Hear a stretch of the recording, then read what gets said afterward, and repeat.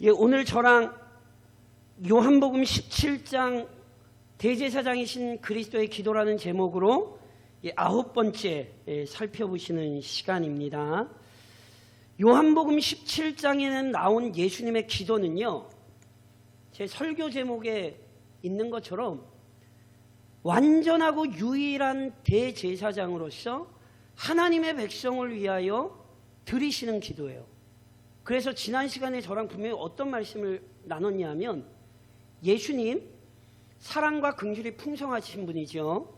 그래서 원수를 위하여서라도 기도하라 가르치셨고, 그렇게 가르치시기만 한 게 아니라 그분 자신이 온 인류를 위해 기도하셨고, 심지어 자기를 못 박던 자들을 위해서마저 우리 주님 기도하셨어요.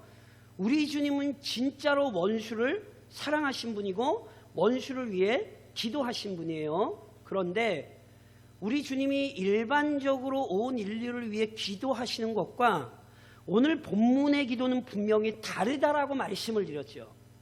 오늘 본문의 기도의 대상은 말 그대로 전 인류가 아니라니까요. 저랑 9절 다시 한번 읽어보시겠어요? 지난 시간에 저랑 9절 17장 9절 같이 읽겠습니다. 같이 시작.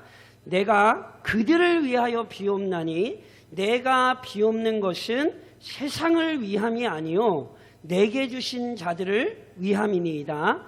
그들은 아버지의 것이로소이다. 우리 주님이 분명히 뭐라고 말씀하세요? 세상을 위하여 기도하지 않고 누구를 위하여? 그들은 좁게는 제자들이고 더 나아가 넓게는 이 땅의 하나님의 백성 공동체, 조금 다른 말로 교회. 그러니까 본문에서 저랑 뭘 살펴보시는 거냐면 교회를 위한 주님의 기도를 살펴보시는 거예요, 실은. 그래서 이 기도를 살펴보시는 게 너무너무 중요해요. 교회를 떠올리면 무슨 기도하세요? 대강중앙교회 생각하시면 무슨 기도하세요? 기도 제목이 한두 개가 아니죠.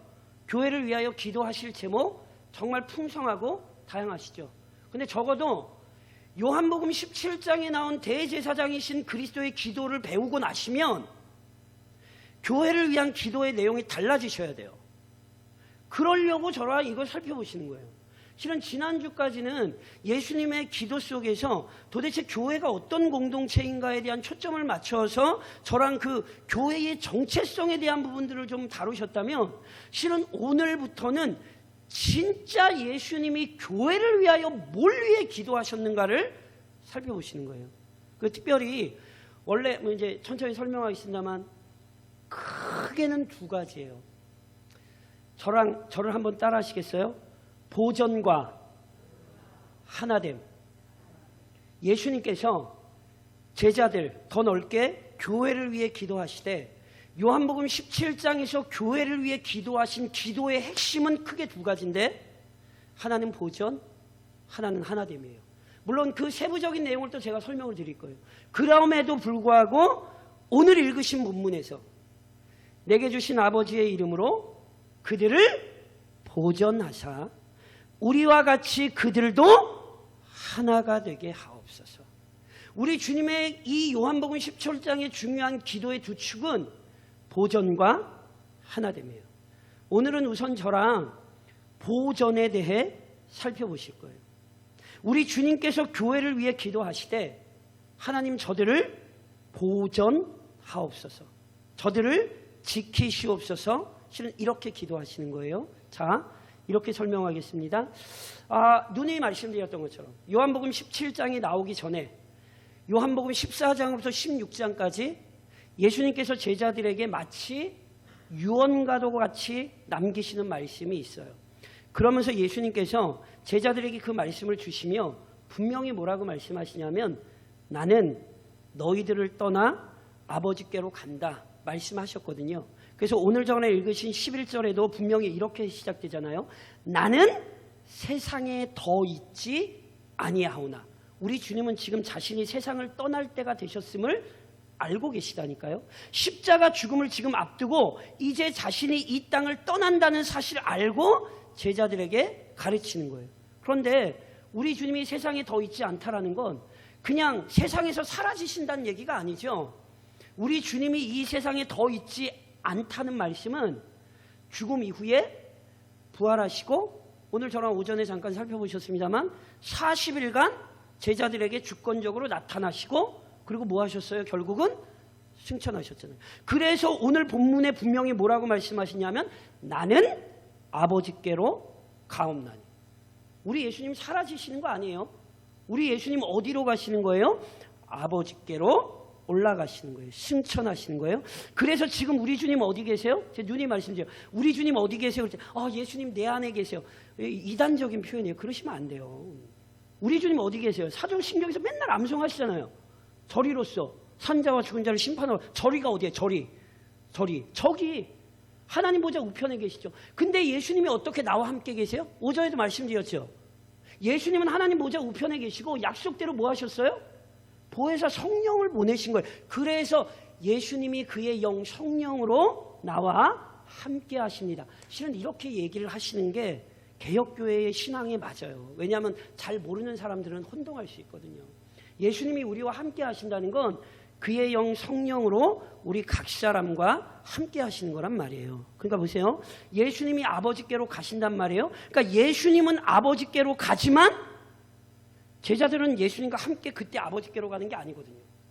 오늘 본문에서 예수님 뭐라고 그래서 표현하셨어요? 그들은 세상에 있사옵고. 예수님께서는 아버지께로 가시고요. 제자들은 어디에 있어요? 세상에 있어요. 세상에. 맞지요? 그럼 보세요. 그 세상이 어떤 세상인데요? 그 세상이 어떤 세상인데요? 저랑 성경을 한번 찾아보실까요? 지금 17장이잖아요. 앞으로 2장만 가시겠어요? 그 세상이 어떤 세상이냐면 요한복음 15장. 요한복음 15장 저랑 18절, 19절, 2절만 한번 같이 읽을게요. 예수님께서 지금 세상에 있는 제자들을 위해 기도하시는데 그 세상이 실은 어떤 세상이냐면 요한복음 15장 18절, 19절 찾으셨어요? 같이 읽겠습니다. 세상이 너희를 미워하면 너희보다 먼저 나를 미워한 줄 알라. 너희가 세상에 속하였으면 세상이 자기의 것을 사랑할 것이나 너희는 세상에 속한 자가 아니요 도리어 내가 너희를 세상에서 택하였기 때문에 세상이 너희를 미워하느니라. 자, 고개 들어 저를 보시죠. 제자들이 지금 세상에 있어요. 그런데 그 세상이 어떤 세상이에요? 예수님을 미워하는 세상이에요.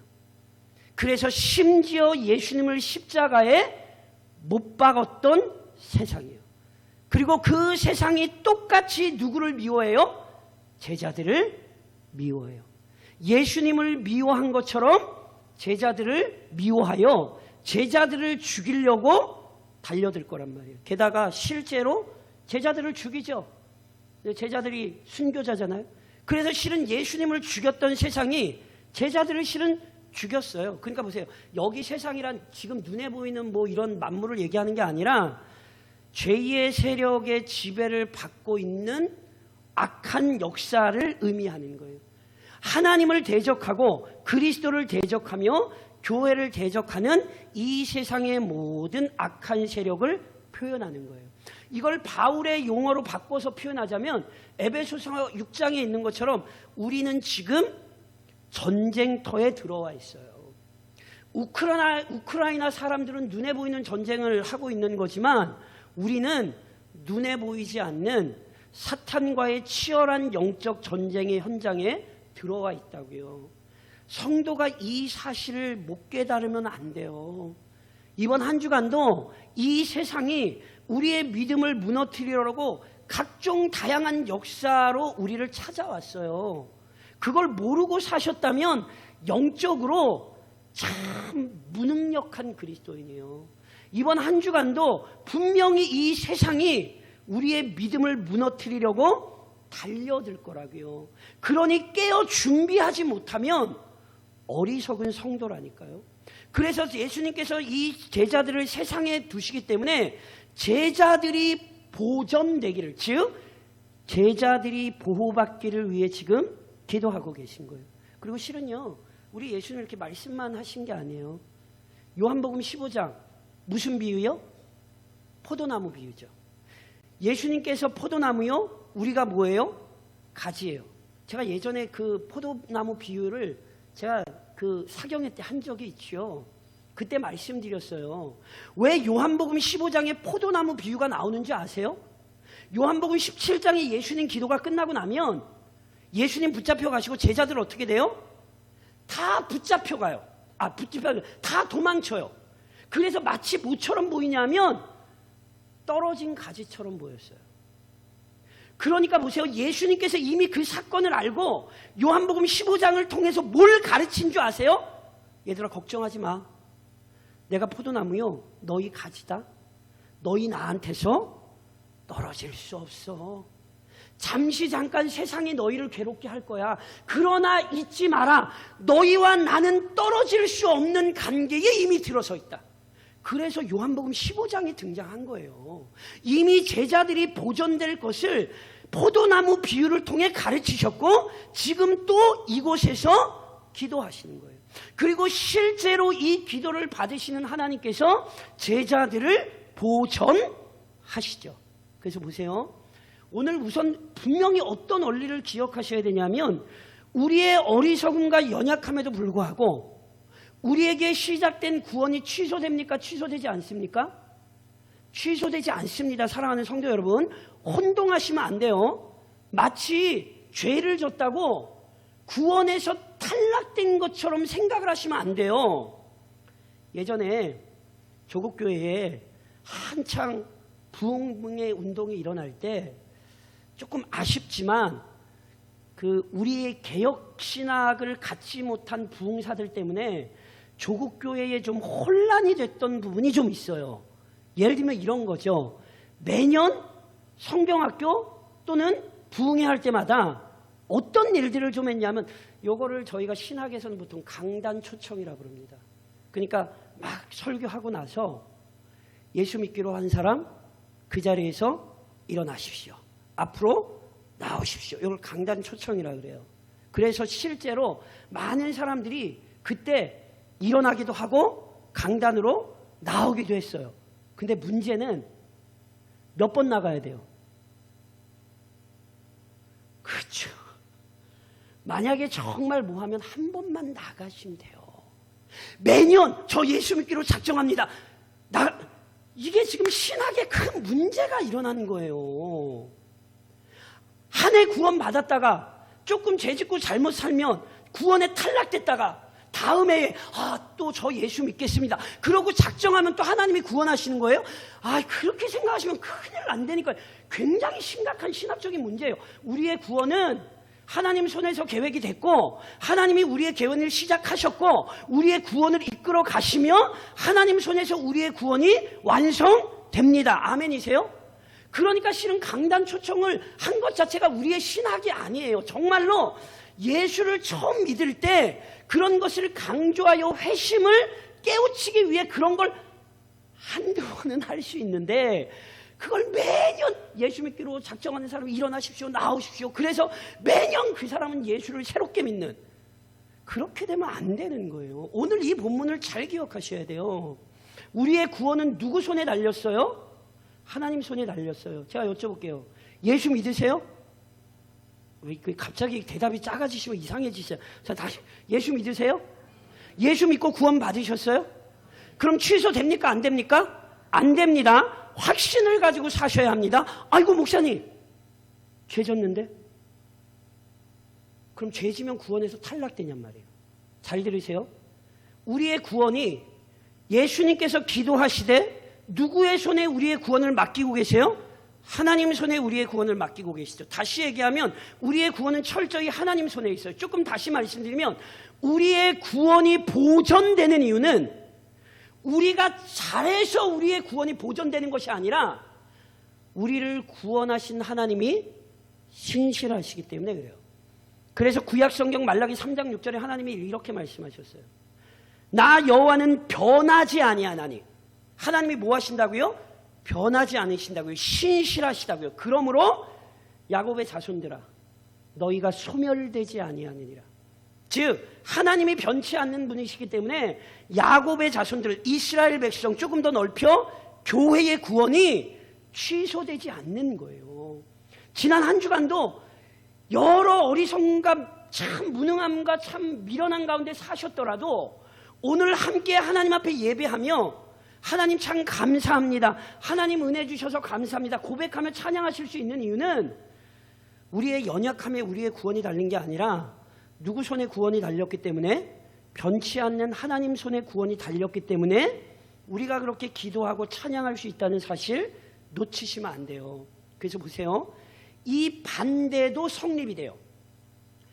하나님께서 우리의 구원을 시작하셨잖아요. 그러니까 우리의 구원 취소돼요, 안 돼요? 안 돼요. 아멘이시죠? 아리까리하게 대답하지 마세요. 누가 와서 시비 건다고 이 부분이 흔들리시면 안 돼요. 분명히 하나님으로부터 구원이 시작됐기 때문에 우리의 어리석음과 연약함에도 불구하고 우리의 구원은 보전되어, 반대로 뒤집어서 얘기하면 어떻게 되는 줄 아세요? 하나님이 구원을 허락하지 않으시면 인간이 아무리 수고하고 노력해도 구원을 만들어요, 못 만들어요? 이것도 혼동하시면 안 돼요. 지성이면 감천은 기독교 신앙이 아니에요. 내가 열심을 내고 내가 정성을 가졌기 때문에 하나님이 나를 구원하셨다, 이렇게 얘기하시면 안 된다고요. 우리의 구원이 하나님 손에 완전한 것처럼 만일 하나님께서 택하지 않으시면 인간이 아무리 수고하고 노력해도 구원 얻을 수 있습니까? 없습니까? 구원 얻지 못합니다. 그래서 오늘 본문에 가룟 유다 얘기가 나오는 거예요. 이 본문의 신비로움을 이해하셔야 되는 거예요. 분명히 11절에서 우리 주님 하나님께 기도해요. 그들을 보전하사. 하나님, 그들의 구원이 하나님 손에 있습니다. 분명히 우리 주님 이렇게 기도해요. 그러면서 12절에, 저랑 12절 다시 한번 같이 읽으시겠어요? 17장으로 다시 가셔서 17장으로 다시 가셔서 12절 보세요. 여기 가룟 유다 얘기가 왜 나오는지를 이해를 하셔야 돼요. 12절 같이 읽겠습니다. 같이 시작. 내가 그들과 함께 있을 때에 내게 주신 아버지의 이름으로 그들을 보전하고 지키었나이다. 그 중에 하나도 멸망하지 않고 다만 멸망의 자식뿐이오니 이는 성경을 응하게 함이니이다. 4절 보세요. 우리 주님이 지금 제자들을 위하여 기도하시되 그 제자들의 구원이 하나님 손에 있다는 사실을 명확히 우리 주님 선포하시며 기도하시는 거예요. 하나님, 나는 아버지께로 가오나 제자들이 이 악한 세상에 남아 있습니다. 하나님, 이 악한 세상이 저들을 괴롭히고 하나님, 이 악한 세상이 저들을 심지어 죽음으로까지 몰고 가나 하나님, 저들을 보전하사 하나님께서 저들의 구원을 지키시니 하나님, 저들이 구원에서 탈락하지 않습니다. 이렇게 기도하시는 거라고요. 그러면서 누구의 언급을 하신다고요? 그런데 그 중에 하나도 멸망하지 않고 다만, 제자들은 멸망하지 않아요. 근데 다만 멸망의 자식뿐이오니. 여기 멸망의 자식이 누구를 얘기하는 거예요? 가룟 유다를 얘기하는 거예요. 자, 이렇게 기억하셔야 돼요. 예수님께서 제자들 몇 명 부르셨죠? 그것까지 헷갈리세요 이제는? 예수님께서 제자들 몇 명 부르셨어요? 12명 부르셨습니다. 분명히 12명 부르셨습니다. 사도행전에서 저렇게 살펴보시겠지만 나중에 원래 한 사람은 빠져요. 그래서 나중에 사도행전의 1장 마지막 부분에 오시면 12사도를 채우기 위해 마띠아를 제비 뽑아 뽑는 장면이 나와요. 제가 그때 설명드리겠습니다. 자, 어찌됐건 예수님이 12명을 부르셨어요. 근데 그 12명 중에 한 사람이 누구예요? 가룟 유다예요. 가룟 유다가 어떻게 됐어요? 예수님을 팔아 제꼈죠. 가룟 유다가 예수님 믿었습니까? 안 믿었습니까? 아리까리 하시면 안 돼요. 그쵸? 안 믿었습니다, 권사님. 그쵸? 가룟 유다가 예수님 믿었다고 생각하시면 안 돼요. 가룟 유다는 예수님 안 믿었어요. 그럼 가룟 유다가 언제부터 예수님 안 믿었게요? 자, 1번. 예수님을 만날 때. 예수님 만날 때 예수님 안 믿었다. 자, 2번. 제자로 따라다닐 때 예수님 안 믿었다. 자, 3번. 요한복음에 보면 예수님께서 떡을 떼어 가룟 유다에게 주시며 내가 할 일을 하라 말씀하세요. 그 떡을 받고 예수님 팔러 나가요. 자, 3번. 바로 그 떡을 받을 때 가룟 유다가 예수님을 안 믿기 시작했다. 자, 1번, 2번, 3번. 다 틀려. 정확히 얘기하면 창세전. 기억하세요. 예수님을 만났을 때가 아니에요. 정확히 설명드리면 창세전에 이미 유다는 예수님을 믿지 않기로 작정된 자였고, 그래서 그 하나님의 신비로운 작정 속에서 유다는 한 번도 믿음을 가진 적이 없습니다. 여기서 원래 아멘 하셔야 돼요. 자, 다시 한번. 유다는 한 번도 믿음을 가진 적이 없습니다. 이걸 혼동하시면 안 된다니까요. 무슨 얘기냐면 유다가 처음에는 구원 받았는데 나중에 예수님을 팔아먹거나 또는 나중에 제자 생활을 잘못해서 받은 바 구원에서 탈락이 된 게 아니에요. 그렇게 생각하시면 안 돼요. 우리의 구원은 탈락되는 일이 없어요. 구원받은 사람은 처음부터 끝까지 구원으로 가는 거고, 구원에서 제외된 사람은 처음부터 끝까지 구원에서 제외된 거지, 누군가 구원을 받았다가 나중에 잘못해서 구원이 탈락됐다? 이렇게 얘기하시면 성경과 다른 얘기라고요. 그래서 보세요. 예를 몇 가지 들어드릴게요. 요한복음 6장으로 가세요. 요한복음 6장으로 가세요. 요한복음 6장으로 가시면 이미 예수님께서 하신 말씀이 있어요. 누구에 대해? 가룟 유다에 대해. 자, 요한복음 6장 70절로 71절을 저랑 한번 같이 읽어보시겠어요? 요한복음 6장 70절로 71절입니다. 같이 읽겠습니다. 찾으셨어요? 요한복음 6장 70절 71절. 가룟 유다에 대해 아주 정확히 설명이 되어 있죠. 같이 읽겠습니다. 예수께서 대답하시되 내가 너희 12를 택하지 아니하였느냐? 그러나 너희 중에 한 사람은 마귀니라 하시니 이 말씀은 가롯 시몬의 아들 유다를 가리키심이라. 그는 12 중에 하나로 예수를 팔 자로라. 뒤로 조금만 더 오세요. 뒤로 조금만 더 오셔서 13장으로 오세요. 제가 몇 구절 찾아드리려고 그래요. 보세요. 성경은 이미 명확히 기록하고 있어요. 요한복음만 해도. 자, 요한복음 13장 18절. 요한복음 13장 18절. 같이 읽겠습니다. 내가 너희 모두를 가리켜 말하는 것이 아니니라. 나는 내가 택한 자들이 누구인지 알미라. 그러나 내 떡을 먹는 자가 내게 발꿈치를 들었다 한 성경을 응하게 하려는 것이라. 밑으로 내려와서 21절 한 절만 더 읽으시겠어요? 21절 같이 읽겠습니다. 예수께서 이 말씀을 하시고 심령이 괴로워 증언하여 이르시되 내가 진실로 진실로 너희에게 이르노니 너희 중 하나가 나를 팔리라 하시니. 자, 성도 여러분, 절 보세요. 예수님께서 12제자를 부르실 때 이미 저랑 요한복음에서 불과 3구절밖에 안 읽으셨지만 가룟 유다의 인생에 대해 이미 우리 주님은 아십니까 모르십니까? 다 알고 부르셨어요. 가룟 유다는 예수님을 믿었다가 나중에 예수님을 안 믿게 된 게 아니에요. 그런 일은 없어요. 가룟 유다는 처음부터 예수님을 안 믿었고요. 끝까지 예수님을 안 믿은 거예요. 목사님, 가룟 유다가 예수님을 3년 동안이나 따라다녔는데, 예. 심지어 성경에 보면 가룟 유다가 모두 했는 줄 아세요? 예수님께서 제자들을 보내셨을 때 제자들이 기적을 나타냈거든요. 그러니 가룟 유다를 통해서도 분명히 뭐가 나타났을까요? 기적이 나타났어요. 착각하시면 안 돼요. 기적은 사탄도 일으켜요. 모세가 바로 앞에 갔을 때 바로의 술사들이 모세가 일으키는 것과 비슷한 일 만들었어요? 안 만들었어요? 만들어냈죠. 이미 출애굽기에 나와요. 혼동하지 마세요. 예수님께서 마태복음 24장에 분명히 말세의 중요한 징조를 뭘로 표현하셨냐면 적그리스도가 나타나 뭐 한다고요? 예수 믿는 사람도 혹할 만큼 놀라운 기적을 일으킬 거라고요. 제 말 아닙니다. 우리 주님께서 친히 하신 말씀입니다. 그러니까 제가 누누이 말씀드린 것처럼 불신자는 어디에 들어와 있냐면 교회에 들어와 있어요.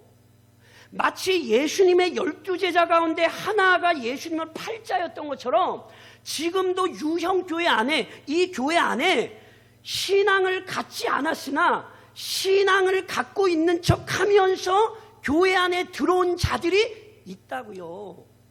이게 유다의 이야기예요. 그러니 이 얘기를 보고 교훈을 받으셔야 돼요. 우선은 내 신앙을 점검하는 지혜가 필요하신 거예요.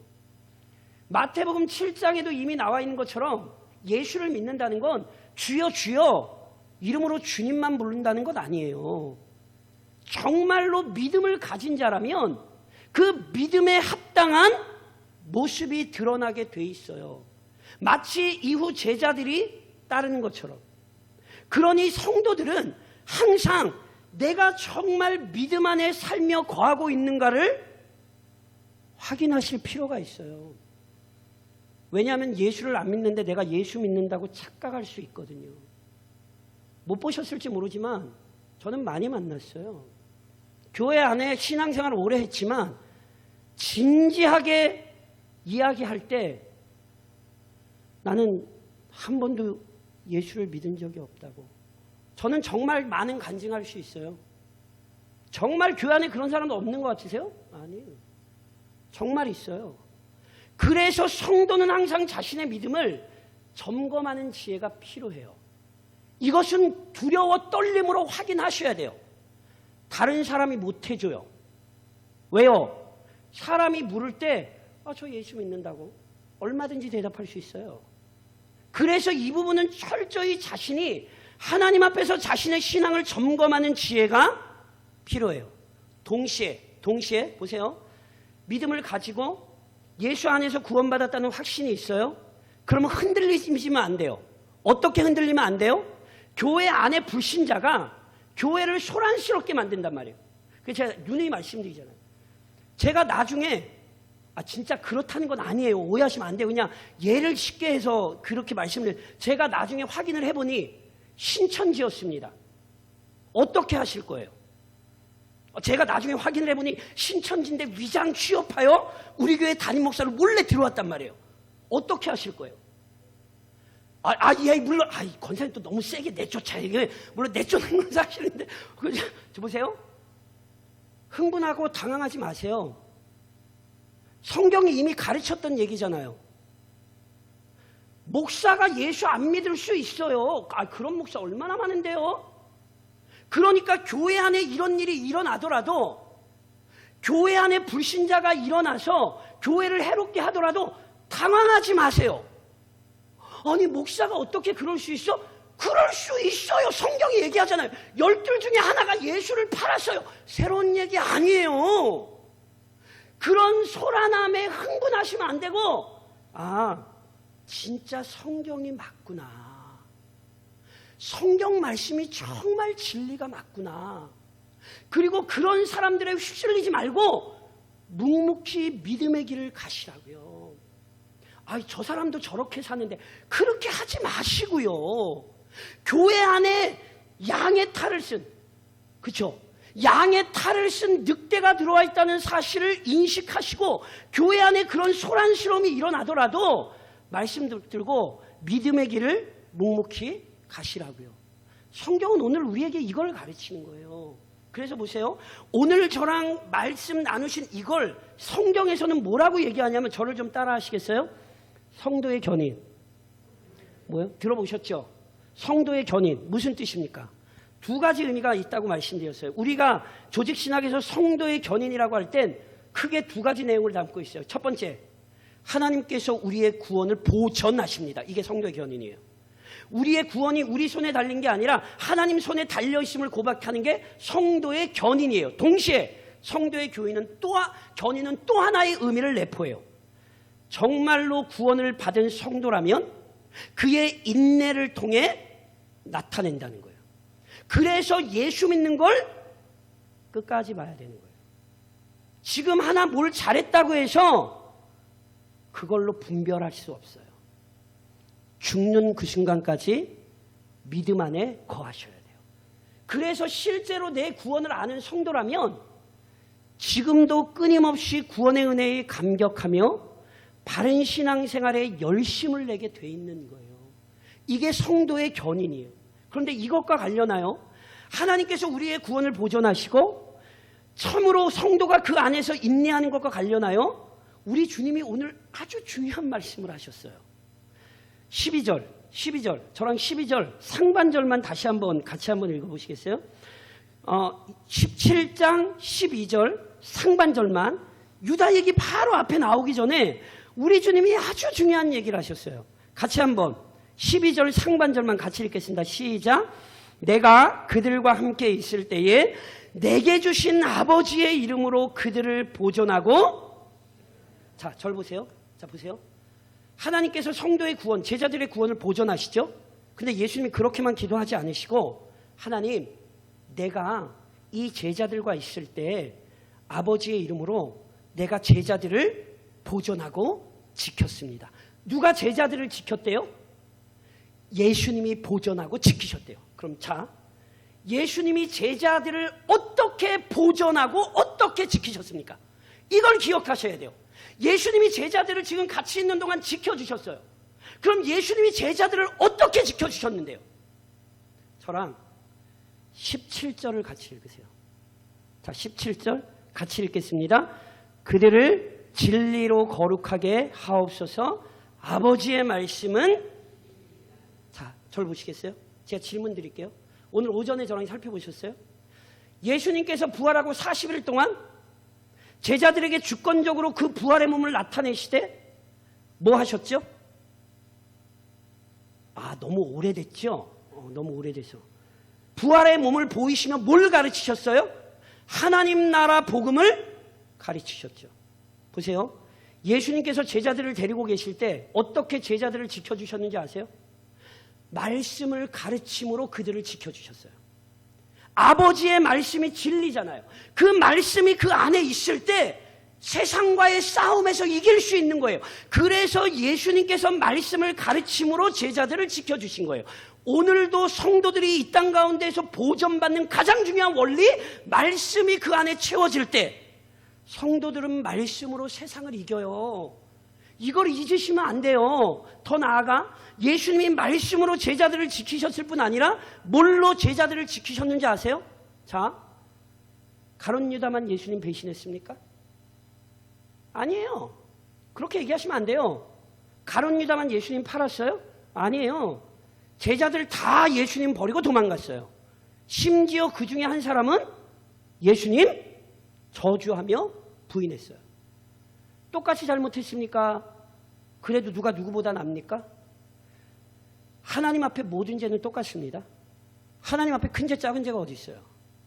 어떤 죄라도 하나님의 심판을 받아 마땅해요. 그런데 가룟 유다는 아주 길이 남을 죄인이 되었고, 예수님을 3번씩이나 저주하며 부인했던 베드로는 교회 역사상 위대한 하나님의 사람으로 남았어요. 왠지 아세요?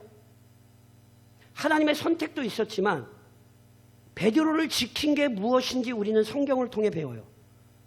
누가복음 22장에서 시몬아 시몬아 보라 사탄이 너희를 밀가부를 얻듯 하려고 요구하였으나, 베드로만 얘기하지 않아요. 사탄이 너희를 제자들을 밀가부르듯 하려고 요구하였으나 그러나 내가 너를 위하여 내 믿음이 떨어지지 않기를 기도하였노니 너는 돌이킨 후에 내 형제를 굳게 하라. 제자들을 지킨 게 뭐예요? 주님이 가르치신 말씀과 주님이 제자들을 위하여 하셨던 기도가 제자들을 보존하는 거예요. 지금도 이게 우리의 삶을 지켜요.